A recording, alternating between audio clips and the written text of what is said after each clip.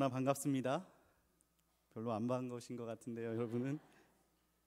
2007년도에 이곳에서 설교하고 한 12년 정도가 지나서 다시 오게 되니까 너무 성전이 아름답게 이렇게 돼 있고, 그때도 2007년 그때도 좀 떨렸었는데 지금도 너무나 떨리고 그렇습니다. 그 당시에는 강단이 여기보다 높았죠. 그렇죠. 그래서 그때 교육전도사 때 특별기도회 때가 되면 설교할 기회가 있어서 여기 올라오면 강단이 높아서 떨리는 줄 알았거든요. 근데 오늘 서보니까 강단이 낮은데도 떨리네요. 한가람 교회는 제게 매우 특별한 교회인데요. 아무것도 모르던 제가 총신대 신대원에 입학하면서 교육전도사로 이렇게 부임하고 원로 목사님이신 우리 임덕순 목사님께 너무 많은 가르침을 받았습니다. 그래서 그 당시에도 특별기도회 때 가끔씩 설교를 하게 되면 임덕순 목사님께서 설교 원고 가져오라고 그렇게 하셔서 틀린 부분도 체크해 주시고 고쳐 주시고 또 잘한 부분은 또 칭찬도 해 주시고 그렇게 했거든요. 그때 임덕순 목사님께서 가장 강조하셨던 설교에 있어서 그 부분이 뭐냐면 애드립 하지 말라고, 준비 없이 원고 없이 설교하지 말라라는 그런 가르침이었거든요. 그래서 지금까지 그때 습관이 들어서 지금도 저희 교회에서 이제 새벽 설교나 또 모든 설교를 원고를 빠짐없이 써서 이렇게 설교를 하고 있습니다. 오늘도 여러분 애드립은 없습니다. 여러분 잘 모르시겠지만 사실 제가 교육전도사로 사역하면서 중간에 한번 그만두려고 했던 적이 있었어요. 그 당시에 다른 전도사님들은 모두 한 부서를 맡고 있었거든요. 그런데 제가 그때 두 부서를 맡고 있었습니다. 청년부하고 주일학교 두 부서를 맡고 있었는데, 그때 사역을 하다가 중간에 아멘 성가대를 지휘하시는 여자 전도사님이 그만두신 거예요. 그래서 저는 생각하기를 저는 두 부서를 맡고 있으니까 분명히 지휘는 다른 전도사님께로 돌아갈 것이다, 그 생각을 하고 여유를 부리고 있었거든요. 그런데 어느 날 여러분 잘 아시는 양대용 목사님이 사무실에 심부룩해져 갖고 들어오시는 거예요. 그래서 왜 그렇게 심부룩하냐고 그랬더니 담임 목사님께서 불러서 갔더니 지휘를 하라고 그랬다는 거예요. 그랬더니 양 목사님이 죽어도 못한다고 그렇게 목사님 앞에 어필을 하고 나왔다는 거죠. 그래서 저는 그 순간 이 불길한 예감이 이제 찾아온 거죠. 저도 마음에 먹기를 목사님이 한번 해보라 그러면 죽어도 절대로 못한다라고 이렇게 말씀을 드려야지 그렇게 생각을 하고 있었거든요. 다짐을 하고 있었어요. 근데 마침 목사님이 또 부르시는 거예요. 그래서 목사님께서 이제 할 수 있겠냐라고 물으시면 죽어도 절대로 못한다라고 이렇게 말을 하려고 그랬는데 임덕수 목사님께서 부르고 나서 하시는 얘기가 할 수 있냐라고 물어보시는 것이 아니라 그 당회장실에 들어가니까 사역자가 못하는 게 어딨냐고 다 해야 된다고 그러면서 엄포를 놓으신 거죠. 그래서 그토록 다짐했던 그 죽어도 못한다는 그 말을 차마 입 밖으로 꺼내지도 못하고 그 자리에서 네 알겠습니다. 그리고 나서 제가 얼마나 고생했는지 모릅니다. 태어나서 지휘를 처음 해보는 거기 때문에 두 부서를 맡았던 것보다 아마 그때 더 힘들었던 것 같아요. 그래서 그렇게 몇 달 하면서 신대원 공부도 너무 힘들고 그래서 임 목사님께 찾아가서 제가 너무 힘들어서 사임을 해야겠습니다 라고 그랬더니 임 목사님께서 하신 말씀이 얼마나 힘드냐, 그래서 많이 힘든데요 그랬더니 그러면 한 달만 그냥 쉬었다 와라 그러는 거예요. 저는 이제 그만두라고 할 줄 알았는데 그냥 한 달만 쉬고 오라고 그러니까 그 말이 너무 감사한 거예요. 고맙고 감사해서 쉬지도 않고 제가 계속 사역을 한 겁니다. 3년을. 그 순종 덕분에 한가람 교회에서 여러분이 잘 아시는 자매와 결혼을 했고요.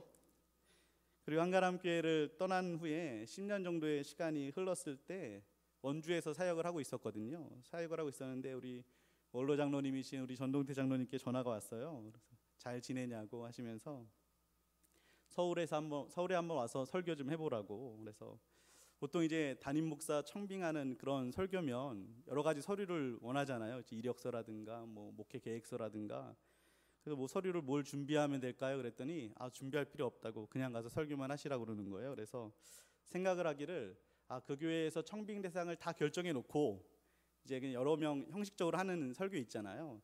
그건 줄 알았습니다. 그래서 제가 그래도 마음이 기쁨이 있었던 게 시골에서 원주에서 이렇게 있다가 또 한 주를 서울에 와서 나들이 할 수 있다는 그 기쁨으로 아주 편한 마음으로 올라와서 제가 설교를 했었거든요.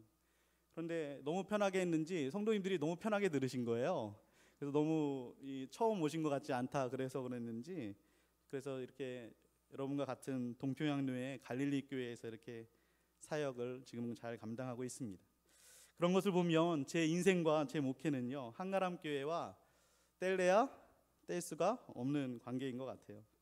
또 우리 한가람 교회 임덕순 목사님을 이어서 너무나 훌륭하신 우리 정재용 목사님께서 목회를 너무나 잘 감당하는 모습을 보기도 하고, 또 우리 장인어른 장모님께 귀가 박히도록 우리 목사님이 너무나 말씀을 잘 전하신다고, 너무나 말씀이 은혜롭다라고 제가 갈 때마다 그 얘기를 하시는 거예요. 한 번도 빠짐없이.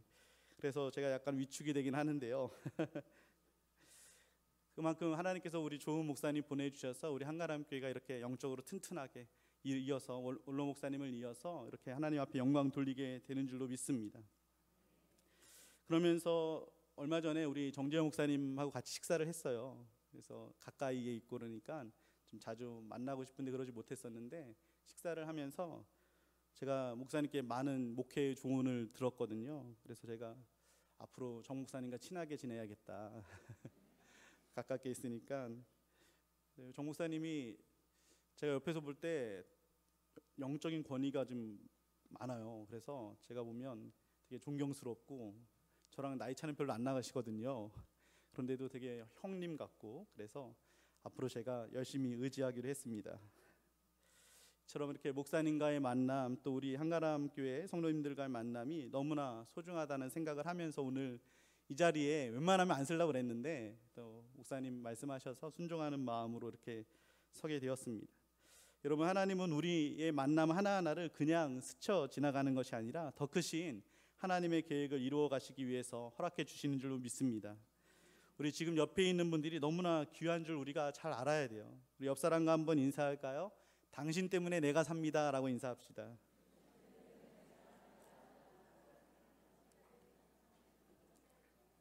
아멘입니까?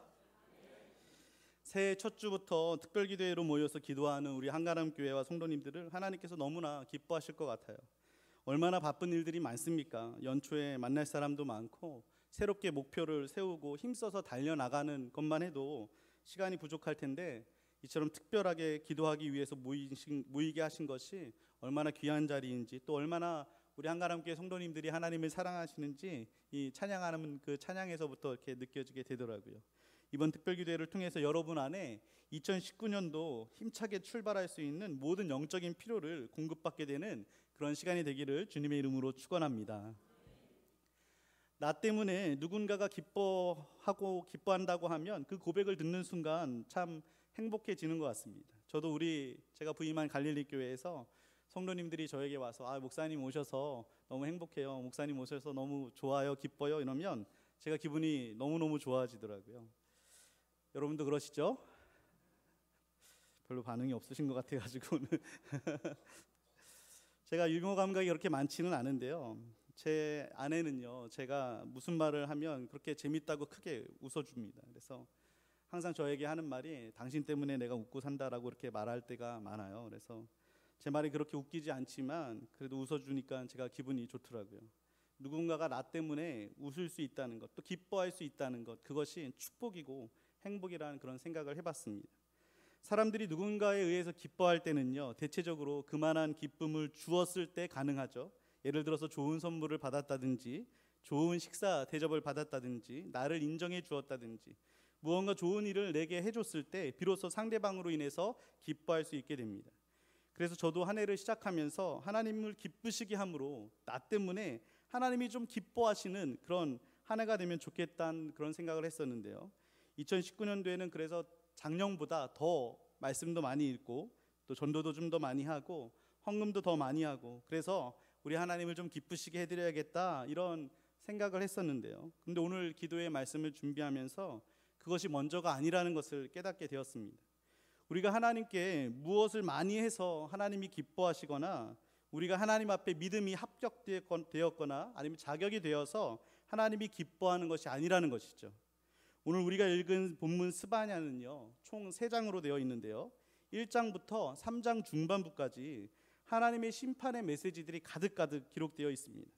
1장에는요, 패역한 유다 백성들의 죄악을 나열하시면서 심판과 진노가 임할 것을 말씀하고 있고요. 2장에서는 그런 하나님의 백성들을 괴롭힌 그런 이방 백성들에 대한 심판과 진노의 내용이 기록되어 있습니다. 3장 중반부까지는요, 다시 예루살렘에 내려질 형벌에 대해서 언급하고 있는데요.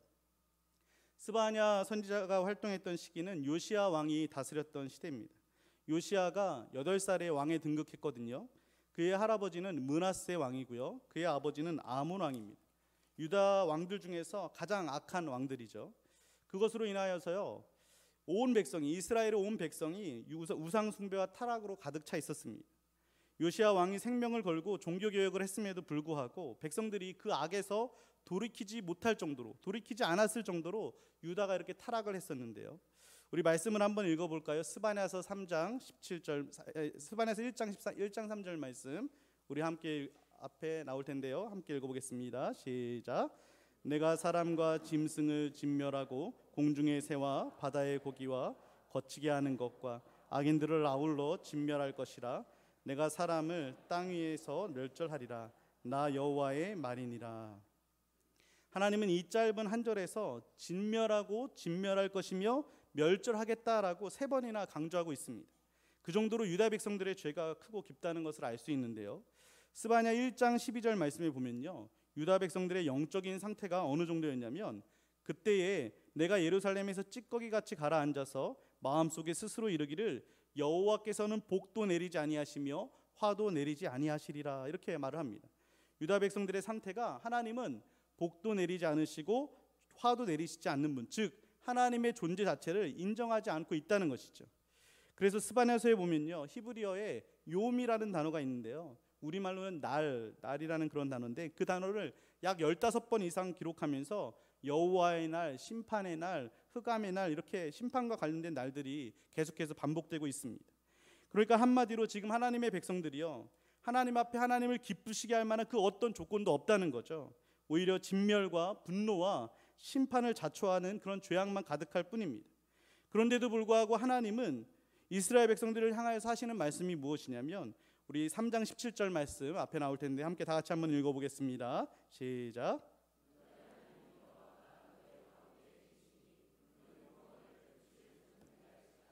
그가 너로 말미암아 기쁨을 이기지 못하시며 너를 잠잠히 사랑하시며 너로 말미암아 즐거이 부르며 기뻐하시리라.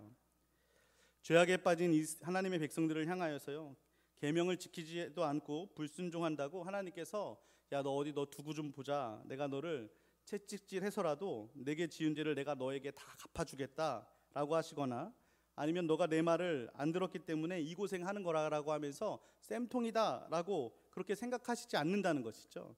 하나님은 그런 마음을 1%도 가지고 있지 않습니다. 하나님께서 1장과 2장과 3장 중반까지 그 심판의 메시지를 가르쳐주고 있는 것은 협박하고 위협하기 위해서가 아니라 그들을 너무나 사랑하기 때문에 그대로 두면 망하게 되니까 그들을 돌이키기 위해서 주시는 메시지라는 겁니다.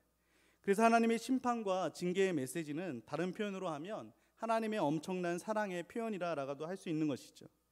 스바냐라는 이름의 뜻이요, 하나님께서 숨기시다, 감추시다라는 뜻이 있는데요, 하나님은 우리가 하나님의 사랑에 마음을 열고 반응하고 우리가 죄악된 삶에서 돌이킬 때 우리의 죄를 동이 서에서 먼 것처럼 우리의 죄를 멀리 옮기신다라고 약속하셨습니다.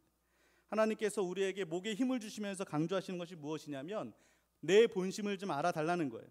너희를 향한 나의 생각은 재앙이 아니라 뭐라고 하십니까? 평안이라고 하시죠. 제발 나의 사랑을 오해하지 말고 알아달라는 것입니다. 그런데 우리는 그런 하나님의 사랑에 반응하려고 하지 않고 오히려 우리 자신의 죄와 연약함에 자꾸 반응하는 경우가 많다는 겁니다. 제가 부교육자 생활만 하다가 담임 목사로 청빙받아서 오니까요, 담임 목사 자리가 얼마나 어려운 자리인지 그 중압감을 정말 말로 표현할 수가 없습니다. 제가 설교를 한번 준비하려고 하냐면요, 설교 준비하다 보면 중압감이 밀려오잖아요. 그러면 설교가 안 써져요. 그러면 또 본당에 올라가서 또 기도하는 거예요. 하나님, 우리 강하고 담대하라, 우리 이번 주제인데 제 안에 강하고 담대한 마음 주세요라고 늘 기도하고, 또 내려와서 설교 준비하다가 또 막히면 또 올라가서 기도하고, 그 정도로 이렇게 중압감이 심합니다.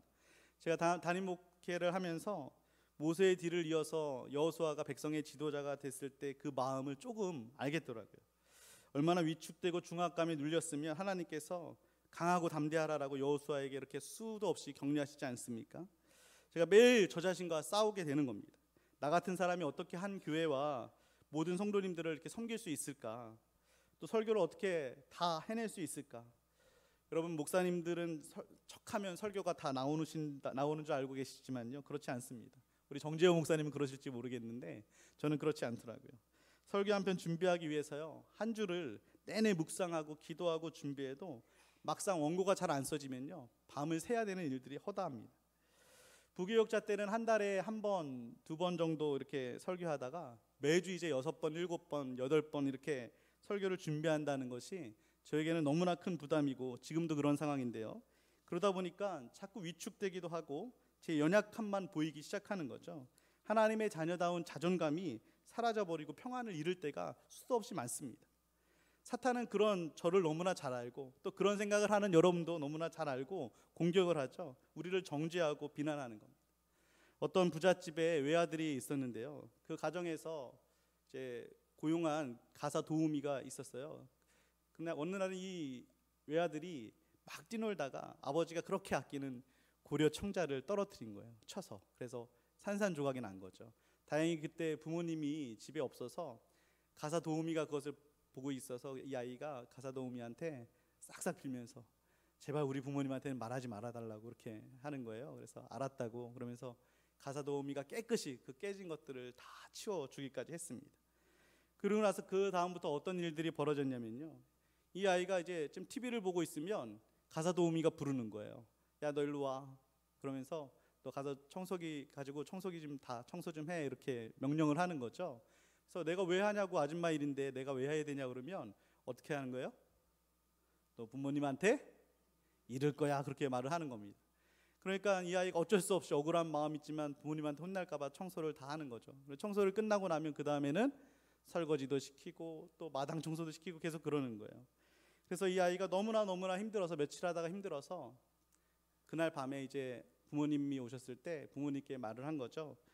내가 이래서 깨뜨렸는데 이런 상황이 됐습니다라고 말씀을 드렸더니 그 부모님이 야, 그거 가짜인데 모조품인데 괜찮다, 너만 안 다쳤으면 상관없다, 다시 사면 되지, 그렇게 말을 해줘서 이 아이가 그 순간 어떻게 됐을까요? 마음이 아주 자유함을 얻게 된 거죠. 그러고서 그 다음날 이 사실도 모르는 가사 도우미 아주머니가 온 거예요. 와서 뭐 하라고 했을까요? 또 청소하라고, 설거지하라고 막. 그러니까 이 아이가 내가 왜 하냐고, 안 한다고. 그러니까 이 가사 도우미는 또 어떻게 해요? 부모님한테 이른다라고 된 거죠. 그러니까 다 이르라고, 괜찮다라고 하면서 내가 아줌마를 우리 아빠한테 이를 거라라고 그렇게 협박을 하기도 했다라는 겁니다. 사탄은 계속해서 우리를 향해서 정죄하고 비난하고 고소하려고 하죠.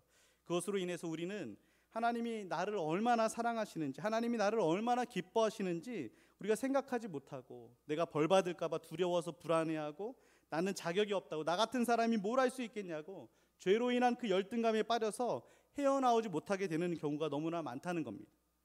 나 같은 사람은 아무것도 할 수 없어, 난 자격이 없어, 난 사랑받을 자격이 없어 라고 하는 그 생각은요, 절대로 하나님이 주신 생각이 아닙니다. 그것은 철저히 사탄이 보이지 않게 우리 영혼에 장난하며 심어놓은 생각이라는 것이죠. 이런 생각이 우리 안에 들어오기 시작하면요, 우리는 우리가 얼마나 귀한 존재인지, 얼마나 하나님의 사랑을 받는 존재인지를 우리가 믿지 못하게 되는 것입니다. 그래서 늘 회개한다고 하면서도 나 같은 죄인이 뭘 할 수 있겠냐고, 난 안 된다라고, 그런 식으로 회개한다고 엎드려서 아무리 신세 한탄을 해봐야 회개가 잘 됩니까? 안 됩니까? 회개가 잘 안 되죠. 죄로부터 완전히 돌이킬 수가 없는 겁니다. 여러분, 회개도요, 내 힘으로 할 수 있는 것이 아닙니다. 내가 짓는 죄에 집중해서 회개하는 것이요, 진짜 회개가 아니에요. 회개는 하나님이 나를 얼마나 사랑하시는지 깨달을 때 그때 할 수 있는 겁니다. 하나님이 나를 얼마나 기뻐하시는지 깨달을 때 그때 진정한 회개를 할 수 있는 것이죠. 탕자가요, 자신의 비참함 속에서 아버지에게로 돌아가자라고 마음을 먹지 않았습니까? 그럴 때 탕자는요, 온전한 신분의 회복을 기대하지도 않았습니다. 뭐로 들어가려고 했냐면 아버지의 종으로라도 들어가려고 했었던 거죠. 먹을 것이라도 먹고 살면 좋겠다라는 그런 기대감이 있었을 겁니다. 하지만 그런 마음으로 집을 향해 걸어갈 때 아버지가 어떻게 합니까? 멀찍이서 보고 급하게 달려와서 그 목을 끌어안죠.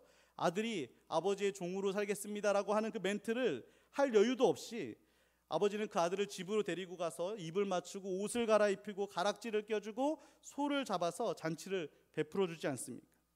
이 탕자가 그런 아버지의 사랑을 받고 나니까, 발견하고 나니까 자신이 한 짓이 얼마나 미련한 죄인지, 또 얼마나 큰 죄를 지었는지 깨닫게 된 것이죠. 그리고 나서 그의 신분이 온전히 회복된 후에 아마 성경에 기록되어 있지 않지만 그 신분에 걸맞는 삶을 살아갔으리라 믿습니다. 그것이 바로 진정한 회개라는 것이죠. 하나님이 얼마나 나를 기뻐하시고 사랑하는지 알아야 그때 진정한 회개가 되는 것이고요, 진짜 기도가 올려질 수 있는 겁니다. 여러분의 자녀가 여러분에게 와서 엄마 아빠 나 같은 놈 아들의 자격도 없어요, 호적에서 파버리세요, 나 같은 놈은 고생해야 돼요 라고 하면서 자책하면서 자신을 막 때린다고 생각해 보세요. 그러면 부모님이 그래 잘한다 칭찬해 주실까요? 아마 가슴이 더 아플 겁니다. 하나님도 마찬가지라는 것이죠. 우리가 더 대단한 것을 해서 기뻐하시고 우리가 엄청난 헌신을 해서 우리를 기뻐하시는 게 아닙니다. 그런 헌신은 오래 가지 못하죠. 하나님은 나의 있는 모습 그대로를 기뻐하시고 사랑하십니다. 왜냐하면 하나님이 만드신 하나님의 걸작품이기 때문에 그렇습니다. 우리 로마서 5장 6절 말씀 함께 한번 다 같이 읽어볼까요? 5장 6절 시작.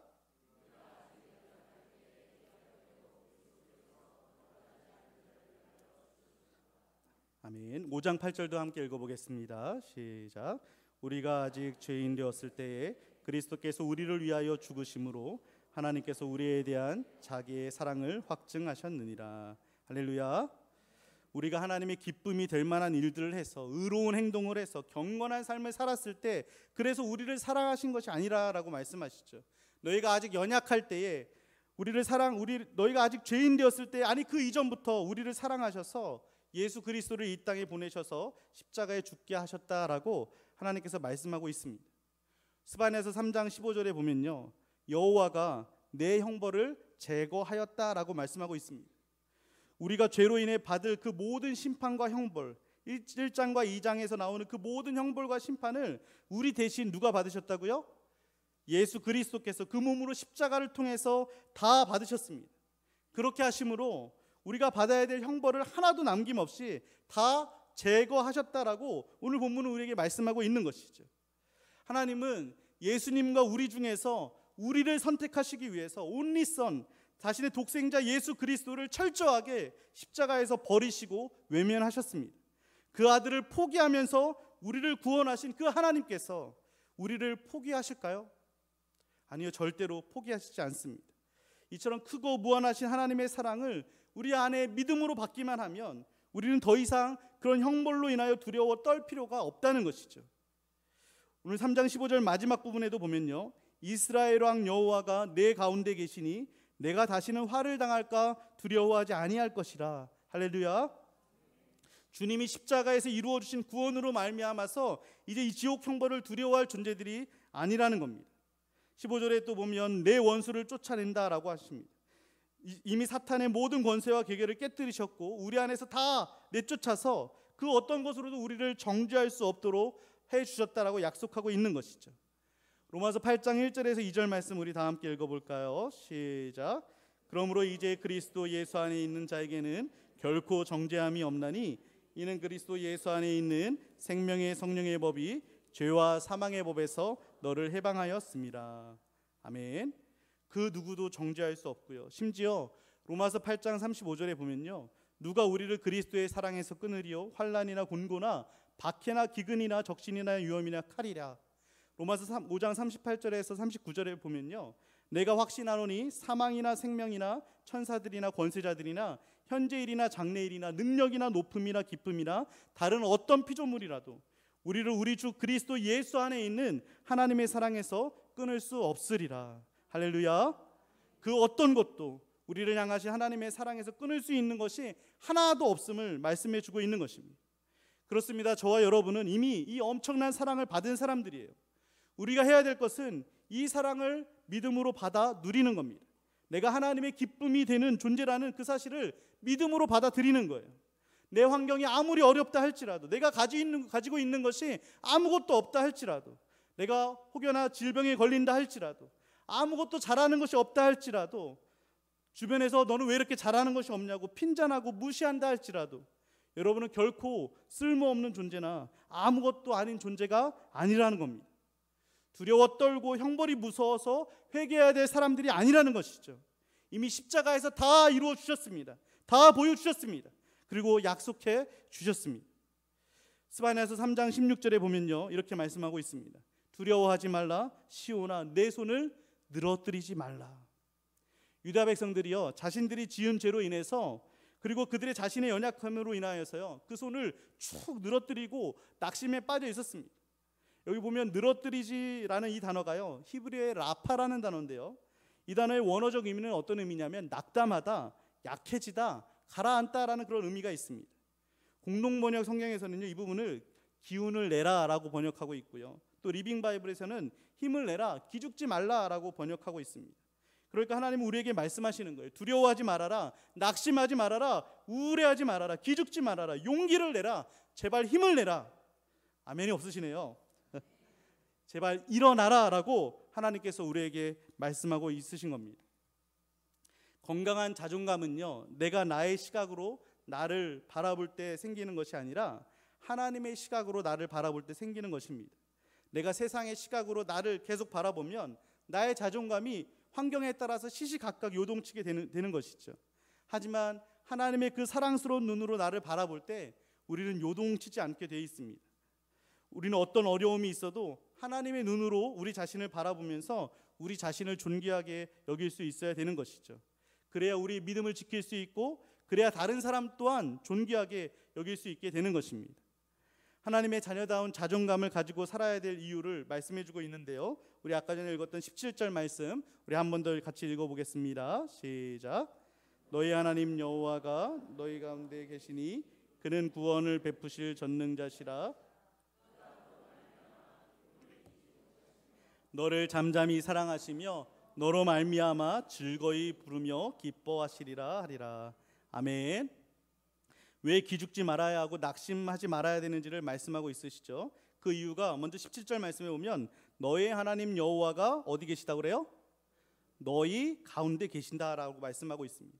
이 가운데라는 단어가 히브리어의 케레브라는 단어인데요, 이 단어는 내장, 중앙, 또 가장 가깝다라는 그런 의미를 가지고 있습니다.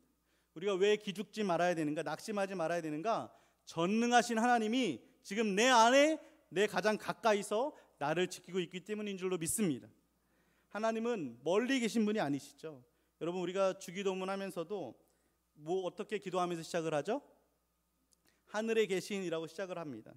그러면서 우리는 하늘에 계시다고 하니까 왠지 주기도문 할 때마다 멀리 높이 하늘에 계신 분으로 생각하기 쉽다는 거죠. 제가 예전에 특별기도회 때 주기도문에 대해서 강해한 적이 있었는데 기억나시는지 모르겠어요. 벌써 12년 전의 일이니까 아무도 기억 못하실 줄 알고 조금 하면, 이 하늘에 계신이라는 이 단어가 원문에 보면 하늘에라는 단어가 원래 단수는 우라노스인데요, 복수로 되면서 우라노이스로 이렇게 복수 역격으로 기록되어 있거든요. 하늘들에 계신이라는 것이죠. 그 당시에는 하늘이 몇 층천이었는지 혹시 아시나요? 3층 천이라고, 바울이 3층 천에 갔다 왔다 그러죠. 그래서 첫 번째 하늘은 스카이, 여기 하늘을 말하고요, 파란 하늘. 두 번째 하늘은 우주, 코스모스를 말하고요. 세 번째 하늘은 파라다이스, 천국을 말하는 겁니다. 우리가 하늘들에 계신이다, 이 하늘에 계신이라는 말을 고백하면서 우리가 생각해야 될 기도가 무엇이냐면, 지금 여기에 나와 함께 계시는 하나님이라는 것을 우리가 먼저 선포하고 나가는 기도라는 것이죠. 하나님이 지금 여기에 내 가운데, 너희 가운데 계신다는 것은 나와 가장 가까이에 나와 함께 하시고 나를 지켜준다는 약속이라는 겁니다. 우리는 우리의 생각으로 하나님을 제한하기 때문에 수많은 불가능한 일들이 찾아올 때 두려워하고 낙심하고 포기하고 실망하지만요, 하나님의 말씀 한마디로 온 우주를 창조하신 줄로 믿습니다. 그런 하나님께 무슨 불가능이 있겠습니까? 그 하나님이 어디 계신다고요? 너희 가운데. 예전에 파리의 여인인가? 거기서 그 이동건이라는 배우가 김정은이라는 여자 배우한테 명대사를 했잖아요. 내 안에 너 있다라고 그랬는데 하나님이 하신 말이에요. 너희 가운데 내가 있다라고 하나님이 이렇게 확인시켜 주지 않습니까? 그런 하나님이 여러분은 가까이 여러분 안에 함께 계신 줄 믿고 담대하게 나아갈 수 있기를 주님의 이름으로 축원합니다. 계속해서 17절에 보면요, 그는 구원을 베푸실 전능자라고 말씀하죠. 전능자라는 단어가 히브리어의 기쁘르라는 단어인데요, 이 단어는 강한 용사라는 의미가 있습니다. NIV 성경에서는요, 이 부분을 The Mighty Warrior라고 이렇게 번역하고 있는데요, 전능한 용사라고 표현하고 있는 것이죠. 원문에 맞게 재해석해 보면 구원에 강한 용사라고 해석할 수 있습니다. 하나님은 우리의 구원을 위해서 싸우는 용사라는 것이죠. 여기서 말하는 구원은 가장 먼저는 예수 그리스도를 통한 영혼의 구원입니다. 하지만 우리가 받은 구원은요, 영혼의 구원에서만 끝나는 것이 아니라 우리의 삶에 오는 그 수많은 고통과 어려움 속에서도 우리를 건져주시는 구원까지 포함되어 있다는 것이죠. 우리가 구원받은 것, 이 사실 하나만으로도요, 우리는 우리 삶 속에 어떤 고난이 온다 할지라도, 심지어 욥이 당한 그런 고난이 온다 할지라도 우리는 기뻐하고 감사할 수 있어야 됩니다. 왜냐하면 우리는 죽어도 어디가 있어요? 죽어도 어디 가요? 천국이 기다리고 있기 때문이죠. 하지만 하나님은요, 우리가 이 땅에 사는 동안 우리의 구원의 용사가 되어주셨어요. 우리를 어떤 어려움 속에서도 건져주시는 구원자이심을 약속하고 있는 것입니다. 이 사실을 우리가 믿음으로 받아들일 때 우리는 기뻐할 수 있는 삶을 살게 되는 것이죠. 계속해서 17절 말씀해 보면 그가 너로 말미암아 기쁨을 이기지 못하시며 너를 잠잠히 사랑하시며 너로 말미암아 즐거이 부르며 기뻐하신다라고 이렇게 말씀하고 있습니다. 이 기쁨을 이기지 못하신다라는 부분을 원어로 직역을 해보면 기쁨으로 크게 기뻐한다라는 뜻이 있습니다. 우리로 말미암아서 적당히 기뻐하시거나 억지로 기뻐하시는 것이 아니라 온 세상이 떠나가게 웃을 정도로 기뻐하신다는 것이죠. 여러분들 자녀들이 장성한 분들도 있지만 가정에 아기가 태어났을 때 너무 기쁘지 않습니까? 별로 안 기쁘신 것 같아요. 저만 기쁜 것 같습니다.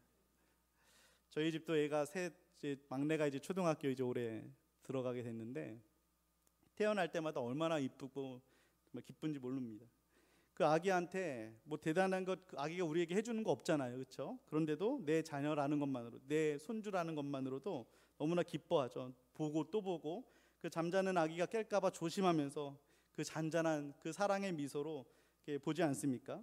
그러면서 우리의 마음의 기쁨을 스스로 이기지 못하는 경우들이 많습니다.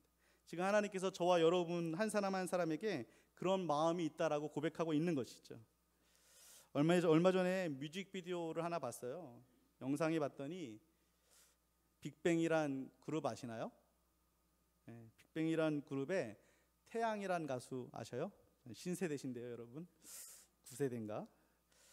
근데 이 사람이 부른 노래 제목이 나만 바라봐예요. 나만 바라봐인데 그 영상 속에 그 뮤직비디오인데 가사가 이렇게 쭉 올라오더라고요. 그래서 울떨결에 가사를 보면서 그 음악을 들었었는데 제가 그 가사를 보면서 충격을 먹었어요. 어떤 가사였길래 충격을 먹었냐면, 조금만 여러분에게 말씀드리면 가사가 가끔 내가 연락이 없고 혹시 내가 다른 어떤 여자와 잠시 눈을 맞춰도 너는 나만 바라봐. 이해가 되세요? 내가 다른 여자와 눈 맞춰도 너는 누구만 바라보라는 거예요? 나만 바라보라는 겁니다. 그 다음이 더 가관인데요. 내가 바람 펴도 너는 절대 피지 마. 나는 너를 잊어도 너는 나를 잊지 마. 뭐 이런 이기적인 가사가 다 있어요, 그렇죠? 근데 여러분, 하나님이 그러시더라고요. 우리가 죄악에 빠져서 등을 돌릴 때도 나만 바라보시고요. 원망하고 불평할 때도 그래도 나만 바라보시고요. 우리를 향한 사랑의 눈이 머신 분이 바로 우리 하나님이시라는 겁니다. 그 하나님은 우리에게 이렇게 말씀하실 것 같아요.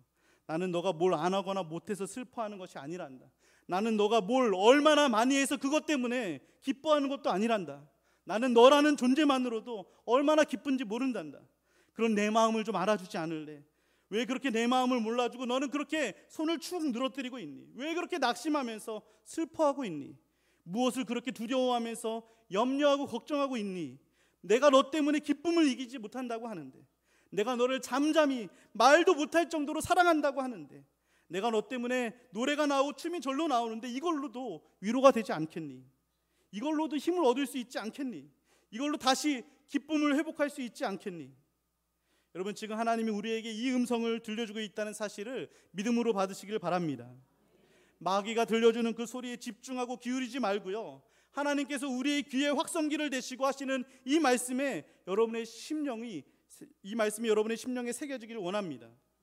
그렇게 할 때 오늘 14절의 말씀처럼 노래할 수 있게 되는 거예요. 우리 14절 말씀 다 같이 한번 읽어볼까요? 시작. 시온에 따라 노래할지어다. 이스라엘아 기쁘게 부를지어다. 예루살렘 따라 전심으로 기뻐하며 즐거워할지어다. 여러분, 여기 보면 노래하라, 기쁘게 부르라, 전심으로 기뻐하고 즐거워하라 라고 말씀하시죠.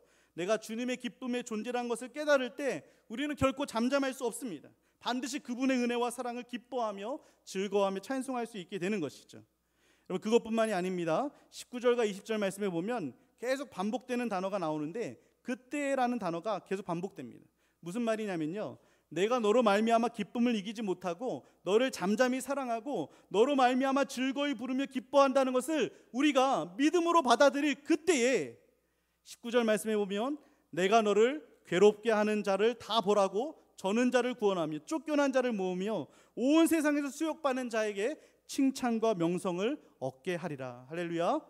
우리 앞에 있는 모든 고통과 고난을 제거하시고 부족함과 연약함으로 무시당하고 손가락질 당해서 무너진 나의 자존감과 열등감에서 자유케 하시고 오히려 칭찬과 명성을 얻는 삶으로 회복시켜 주시겠다라고 약속하고 있는 것입니다. 20절 말씀에도 보면요, 그때에 너희를 이끌고 오라고 말씀하셔요. 인도해 주시겠다는 겁니다. 계속해서 또 그때라고 나오면서 너희에게 천하 만민 가운데서 명성과 칭찬을 얻게 하시겠다라고 약속해 주고 있다는 것이죠. 사랑하는 성도님들, 이 하나님의 사랑을 우리가 알 때, 믿음으로 나의 심령에 받아들일 때 그 순간부터 우리는 진짜 기도를 할 수 있게 되는 겁니다. 누가 시켜서 하는 것이 아닙니다. 억지로 쥐어짜듯이 기도하는 게 아니에요. 제발 특별 기도회만큼이라도 좀 나오라고 그렇게 닥달하지 않아도 너무나 기도하고 싶어서 20일을 하루도 빠지지 않고 기쁨으로 나와서 기도하게 될 줄로 믿습니다. 아멘 하셨습니다. 어떤 여성분이 늦은 나이에 결혼을 했는데요, 이분이 늦게 결혼을 하다 보니까 그 상대방이 결혼의 전제 조건을 걸은 거예요. 그래서 16가지를 적어왔는데 그 다 말씀드릴 수는 없고 몇 가지만 좀 말씀드리면, 당신이 나하고 결혼하기 위해서는 이 조건에 서약을 해야 된다라고 하면서 한 조건이 뭐냐면, 첫 번째가 당신은 몇 시까지 일어나야 된다, 매일같이. 그리고 둘째는 남편이 일어나기 전에 몸단장을 잘하고 화장까지 끝마쳐라. 셋째는 남편이 일어나기 전에 아침 식사를 완벽하게 준비해 놓아라. 또 그러면서 반찬은 어떻게 하고 집 청소는 어떻게 하고 이러면서 16가지 조건을 이렇게 서약하게 한 거죠. 요즘 시대에는 간이 부은 남자죠, 그렇죠? 근데 그 조건을 지킨다는 것이 너무나 힘든 일이잖아요. 그런데도 최선을 다해서 그 아내가 늦은 나이에 결혼하다 보니까 다 순종해서 했는데 너무 하다 보니까 너무 힘든 거예요. 그래서 결혼한 지 1년 후에 이혼을 하게 되었다고 합니다. 그리고 나서 몇 년 후에 이 자매가 또 어떤 남자를 만나서 서로 사랑하게 되고 드디어 그 남자와 재혼을 하게 되었는데요. 그리고 나서 결혼한 지 한 5년 정도가 지났는데 이 자매가 어느 날 집안 청소를 하다가 우연히 전 남편이 제시했던 그 16가지 조건이 적힌 종이를 발견하게 된 거예요. 그 조건을 다시 한번 그 자매가 읽어보면서 너무나 깜짝 놀라게 된 것이죠. 왜냐하면 지금 현재의 남편을 위해서 자신의 전 남편이 제시한 16가지 조건보다 훨씬 더 많은 일을 다 하고 있음에도 불구하고 조금 더 어렵게 느끼거나 힘들지 않고 오히려 즐겁게 하고 있는 자기 모습을 보았기 때문에 그렇습니다. 여러분, 2019년도 한 해 동안 여러 가지 계획들을 세웠을 거고요, 또 직분도 맡아서 감당해야 될 겁니다. 이 모든 일들이 내 힘으로 내 능력으로 할 수 있는 것이 아니라는 것이죠. 하지만 우리를 향하신 하나님의 사랑을 우리 심령에 새기고 우리가 하나님의 기쁨이 된다는 그 사실을 우리 영혼의 믿음으로 받아들일 수 있다면, 나 때문에 기뻐하시는 그 하나님으로 인해서 우리는 얼마든지 우리는 하나님께서 기뻐하시는 그 사역들을 그 누구보다, 그 어떤 교회보다 훌륭하게 잘 감당하게 될 줄로 믿습니다. 나를 얼마나 기뻐하시는지 강조하시는 오늘 말씀을 놓치지 않고 붙잡고 이 말씀을 수시로 꺼내어 보면서 자신을 향해서 선포해 보세요. 낙심이 될 때마다, 죄로 인해서 마음이 무거워질 때마다, 다른 사람들에게 손가락질 받을 때마다 이 말씀을 계속해서 선포해 보십시오. 하나님은 나 때문에 기뻐하신다고, 나는 하나님의 기쁨이 되는 존재라고, 나는 하나님의 사랑의 대상이라는 것을 날마다 선포할 수 있기를 바랍니다. 나를 향하신 하나님의 사랑 때문에 내 존재만으로도 기뻐하신다고 하는 그 하나님의 은혜가 파도처럼 내 안에 밀려와서 하나님의 자녀라는 자존감이 회복될 때 우리는 기쁨으로 더 많이 기도하게 되고요, 더 많이 전도하게 되고요, 더 많이 말씀을 가까이 하면서 하나님의 그 선하신 사역을 감당하게 되는 것입니다. 새해를 특별히 기도하며 시작하는 특별 기도회를 통해서 나 때문에 기뻐하시는 그 하나님을 만남으로 인해서 이번 한 해가 그 어느 해보다 영적인 성장과 성숙이 이루어지는 그런 한 해가 되시기를 주님의 이름으로 축원합니다.